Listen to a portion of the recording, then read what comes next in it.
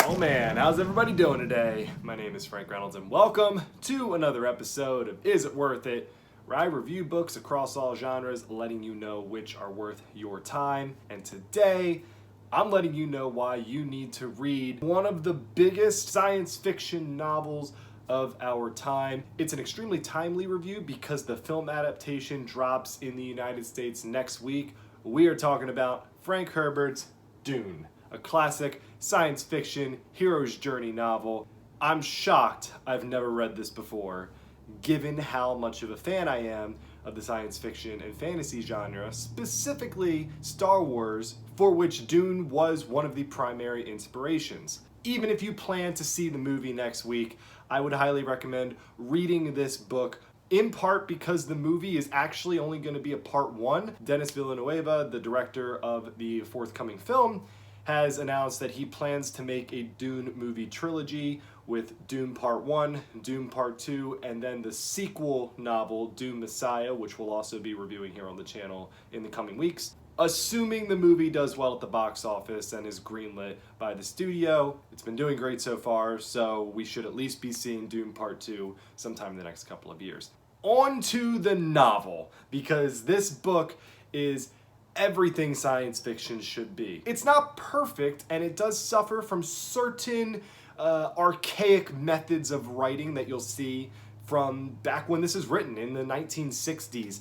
But on the whole, what an experience. It's incredible how ahead of its time Dune is. Again, it's not perfect, but remember, this is the primary inspiration for some of the all-time science fiction stories we've seen on screen. Similar to how The Lord of the Rings was the primary inspiration for novels such as A Song of Ice and Fire, aka Game of Thrones, or The Wheel of Time, which is a massive fantasy book series coming finally to television later this year. Compared to Lord of the Rings, though, this is a significant upgrade in terms of the writing style and the way Herbert is able to use metaphors and religion and political beliefs and all of that to create an immersive story that feels as much in the future as it is in the present. The quality of writing is also astounding here. It is fantastic for a novel written more than 50 years ago. I mean, try to comprehend that and how much writing styles have changed since then.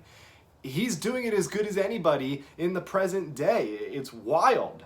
The novel tells things from an omniscient standpoint with multiple characters serving as the primary perspectives, but there's also epigraphs used throughout the story to help paint a bigger picture into the world that is some 8,000 years in the future from our present day, and those really do help to build on the story without needing to necessarily use characters that aren't primarily focused on as part of the narrative. I'm not sure how popular epigraphs were back in the 1960s, but if he's one of the pioneers of that idea, it's incredibly smart. It's a really solid use of storytelling. Brandon Sanderson is a perfect example of somebody in this type of genre who has adapted that formula, and it just helps build the world in a way that is just different than needing a bunch of exposition in other areas. It's awesome. It's kind of like a little trailer at the beginning of each chapter here for something that is to come, and it does culminate in a way that makes sense at the end. For a while there, I was a little bit confused where they were going and why we were getting them, but by the end, it makes a lot of sense, and I kind of wish we got more. Put it this way, they're important. Like, don't skip over them. They're very important. So if you do read the novel, certainly spend a minute or two extra per chapter diving into those epigraphs and trying to comprehend what's going on, or at least understand what is being said. I mean, that, the writing, the transitions, the dialogue, the characters. Herbert's just a master at storytelling. He's just a genius. It's just stellar. It's a stellar story, and the way that he goes about telling it is, very gratifying. It's just creative. Dune is creative. We haven't seen an idea like this before, and it takes things that seem so simple that we take for granted, like water, and makes us think about them in really unbelievable ways. It's as mesmerizing as Lord of the Rings is, from that standpoint. how can these guys have been so creative to do something that no one had ever done before? The world of in Dune is so striking, it's so gripping, it's mesmerizing, it grabs us from the first couple chapters and just continues to build and raise stakes and just immerse us in this world. It's fantastic. I could go on and on and on about all the things I love here. Some of them would be spoiler related, and I don't want to ruin anything about this novel if you haven't read it. When I saw the trailer for the movie last year, my first thought was, I've heard of this, I don't get the hype, I'm not sure why people were freaking out about this, I have to read this book. And when I finally got around to it, I get it now, I understand, and I think that reading this novel will make you appreciate the movie that much more, and that's without me even having seen it. Again though, it's not perfect, and there are some issues that might bug a few of the modern readers out there, because it's long. It's like 800, 900 pages. So if you're not into some of this, then the movie might just be a better option for you. I don't think it will be. I believe everybody will enjoy this novel to some degree, but I want to dive into these really quickly just in case. For one, the book suffers from issues related to its time. Again, 50 plus years ago. It's actually made up of 3 mini books, and given writing styles nowadays, I think that each of these novels could have been fleshed out into its own standalone story, kind of like Dune Messiah, the sequel. There's a couple of info dumps in the first 100 pages, which, while handled really well, would have served better with a bit more room to breathe and show us what's going on rather than tell us, even though he does a good job of telling us, if that makes sense. It's things like that that make me believe separating these into different novels could have been the right move had this been written in present day. It could also just be what I'm used to. Maybe some people won't be bothered by that, and I wasn't really bothered by it either. I got used to it after about 100 pages or so, but it is a big contrast to the epics in the genre that are written presently, over the last 10, 20 years. So just keep that in mind. On that note, the final book of the trio here moves really quickly compared to the first 2. A lot of stuff happens. New characters, important characters, are brought into the fold in this final book that play major roles in the outcome of the story, and I think it would have served the novel better had they been introduced beforehand, or the concepts related to those characters been introduced beforehand, or we just got a longer book 3 in this, mini trilogy going on here. Another 100 pages or so could have gone a long way to establishing some of the new norms associated with that third part, and it just would have made the novel slightly better paced at the very end.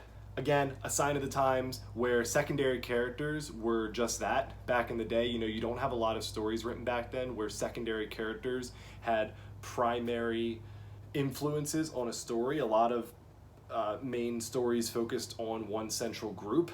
Now we get a lot of embellishment and world building and exposition for additional characters. It just would have been nice to get that with some of these new people introduced, or people that even were introduced in the beginning but didn't play big roles and suddenly are huge players toward the end.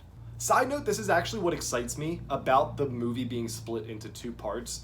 I haven't seen the film again, but there is a clear divide in my mind where this could be separated, and that second part has a lot of potential to be even better on screen than it is in the novel. The first half and second half of the book here, in my mind, is really like a 75-25% split. Modern storytelling tactics should be able to flesh that 25% out significantly and offer us even more insight into Herbert's world. Take the action sequences, for instance. A lot of the action sequences, specifically near the climax, happen off screen. This is something that will not happen in a movie. It's very obvious that Herbert's goal is to tell these events through our protagonist's eyes, and we get to, have a visceral interaction with them as they play out in real time. But on screen, you can kind of have your cake and eat it too, which will be extremely exciting when we see this second part released in, 2 or 3 years. It's a minor gripe. It's a very minor gripe, but I gotta mention it because some people just don't like major events happening off screen, and that certainly is the case in Dune with, again, major elements. Also, audible check-in time, because this is a really interesting audible novel. There's parts of it that I was blown away by. The narrators are so impressive, and there's some music intertwined with the story. It's truly a production, but it feels unfinished because certain chapters use various voice actors for different characters, while other chapters roll with a standard narrator. So at times you actually have two different narrators for one character, which is a little bit confusing. I don't know if they maybe are in the process of turning this from a standard audible one narrator story to multiple narrators, and I just happened to download it during that time. It could be coinciding with the release of Dune, though I have a hard time believing that to be the case. It's really great at times, but then again, other times it throws you off some. And I have to say, a novel like Dune has so much backstory and so many elements in play behind the initial layer that you're gonna miss things when you listen to it on Audible. So if you're in a time crunch and you want to get this done before you see the movie like I did, then Audible's gonna be your best shot when you're commuting to work or whatever the case is.